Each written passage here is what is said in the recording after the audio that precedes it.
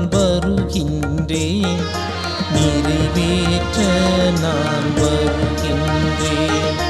இறைவா, இதோ உம் திருவுள்ளம் நிறைவேற்ற நான் வருகின்றேன், நிறைவேற்ற நான் வருகின்றேன்.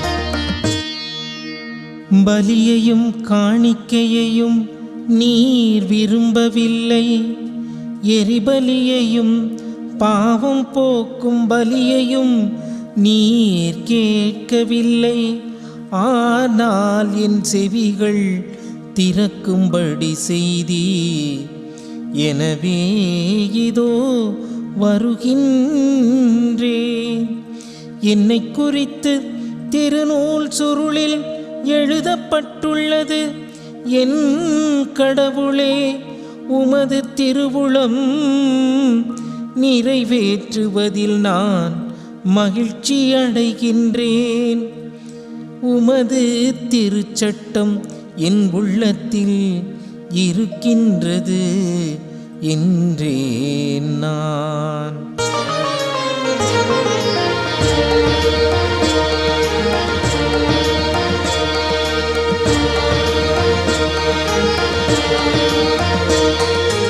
இறைவா, இதோ உம் திருவுள்ளம் நிறைவேற்ற நான் வருகின்றேன், நிறைவேற்ற நான் வருகின்றேன்.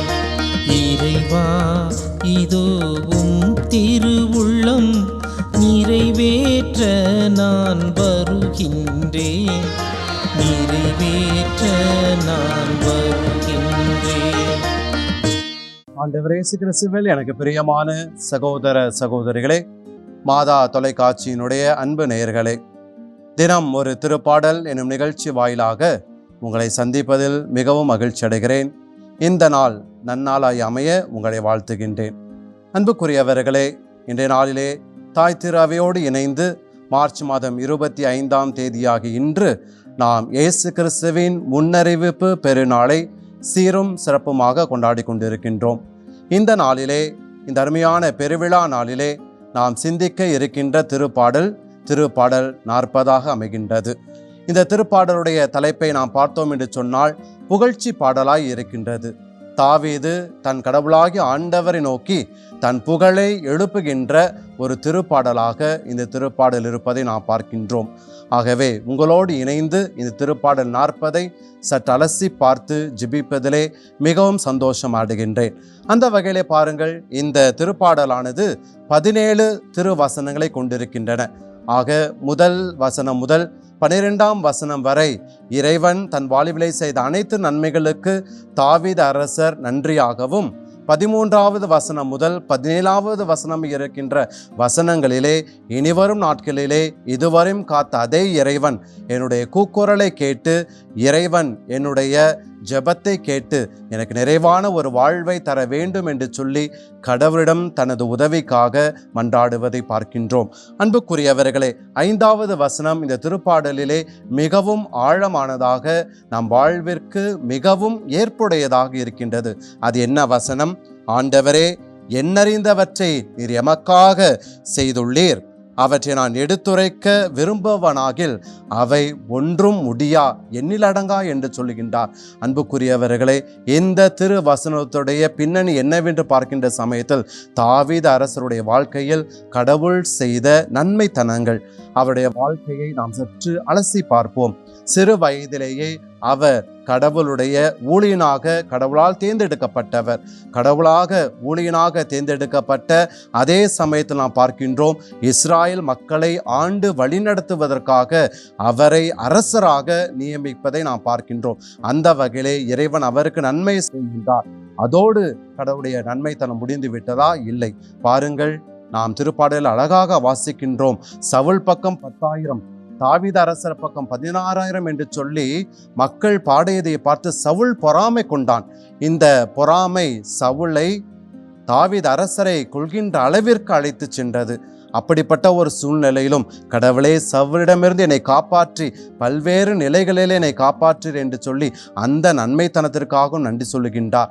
நாம் மேலும் பார்க்கின்றோம், யோனத்தானின் நட்பு வழியாக, அவருடைய நட்பு வழியாக அவருக்கு பல ஆலோசனைகளை தந்து கடவுள் ஒரு நன்மைத்தனத்தை செய்கின்றார். இவ்வாறு தாவீது அரசருடைய வாழ்க்கையில் பல நன்மைத்தனங்களை செய்திருக்கின்றார் கடவுள். அந்த அதிசயங்களை, அந்த அற்புதங்களை, அந்த உதவிகளை நான் உங்களிடம் சொன்னேன் என்று சொன்னால் அது எண்ணில் அடங்கா, அது சொல்லவும் முடியாது என்று சொல்லி அழகாக தன் வாழ்க்கையை இந்த நேரத்திலே கடவுளுக்காக நன்றி சொல்லுகின்றார். அன்புக்குரியவர்களே, இந்த திருப்பாடலை வாசித்து ஜெபிக்கின்ற நாமும் நம் வாழ்விலே கடவுள் பல்வேறு நன்மைத்தனங்களை செய்திருக்கின்றார். அத்தனைக்காகவும் நன்றி கூறி நாம் ஒவ்வொரு நாளும் நன்றி நிறைந்த உள்ளத்தோடு கடவுளுக்கு நம்மை அர்ப்பணிப்போம். 6வது வசனத்தை பாருங்கள். கடவுள் பலியை விரும்புவதில்லை. இதனுடைய அர்த்தம் என்ன? கடவுள் விரும்புவது என்ன? செவிகள் திறக்கும்படி செய்தீர் என்று நாம் பார்க்கின்றோம். ஆகவே கடவுளுக்கு மிகவும் பிடித்த ஒன்றாக இருப்பது எரிபலியை விட, நாம் கொடுக்கின்ற பலிகளை விட, நாம் கொடுக்கின்ற காணிக்கைகளை விட அவருடைய குரலுக்கு செவி சாய்க்கின்ற ஒரு அழகிய செவிகள், அவருடைய குரலுக்கு செவி மடுத்து அதனை செயல்படுத்துகின்ற இதயங்கள். இதனை என்பிக்கும் விதமாகத்தான் தொடர்ந்து நாம் அந்த திருப்பாடலுடைய வசனங்களை வாசித்தோம் என்று சொன்னால் அழகாக 7 முதல் 9வது வசனங்கள் அழகாக சொல்லுகின்றன. உமது திருவுளம் நிறைவேற்றுவதை தான் நான் மகிழ்ச்சி அடைகின்றேன் என்று. ஆகவே கடவுள் நம் பலிகளை மட்டும் அல்ல, மாறாக அதை தாண்டி அவர் விருப்பம் கொள்வது எதிலே என்று பார்க்கின்ற சமயத்தில் அவருடைய திருவுளத்தை ஏற்றுக்கொண்டு நம்முடைய வாழ்க்கையில் அதனை செயல்படுத்துவதுதான். இதற்கு இன்றைய நாளே ஒரு மிகப்பெரிய ஒரு எடுத்துக்காட்டாக இருக்கின்றது. ஆண்டவர் இயேசுடைய முன்னறிவிப்பு பெருவிழாவை கொண்டாடி கொண்டிருக்கின்ற அருமையான சமயத்திலே நாம் அன்னை மரியாளுடைய வாழ்க்கையில் பார்க்கின்றோம். அன்னை மரியாளை பாருங்கள். இதோ நான் ஆண்டவரின் அடிமை என்று சொல்லி தன்னையே முழுமையாக கடவுளுடைய திருவுளத்திற்கு அர்ப்பணித்தார். சூசேப்பரையும் பாருங்கள். கடவுளுடைய திருவுளத்தை ஏற்றுக்கொண்டு மரியன்னையை தன் மனைவியாக ஏற்றுக்கொண்டு இயேசுவுக்கு நல் ஒரு தந்தையாய், அவர் வழிகாட்டும் தந்தையாய் இருந்ததை பார்க்கின்றோம். இயேசுடைய வாழ்க்கையிலும் பார்க்கின்றோம். கடவுள் என்ற நிலையை அவர் இறங்கிவிட்டு நம்மை போன்று ஒரு சாதாரண மனிதனாக இந்த உலகிற்கு வந்து நம் பாவங்களை மீட்பதற்காக சாவை அவர் ஏற்றுக்கொண்டார். கடவுள் திருவுளத்தை ஏற்றுக்கொண்டார்.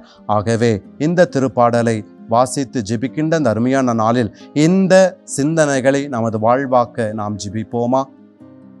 எங்களை ஒவ்வொரு நாளும் நேசித்து வழிநடத்தும் அன்பு தந்தை இறைவா, இந்த அருமையான வேலைக்காக நாங்கள் உம்மை போற்றி புகழ்கின்றோம். தாவீது வாழ்க்கையில் செய்த பல அற்புதங்களை எங்கள் வாழ்க்கையில் நீர் செய்து வருகின்றீர்.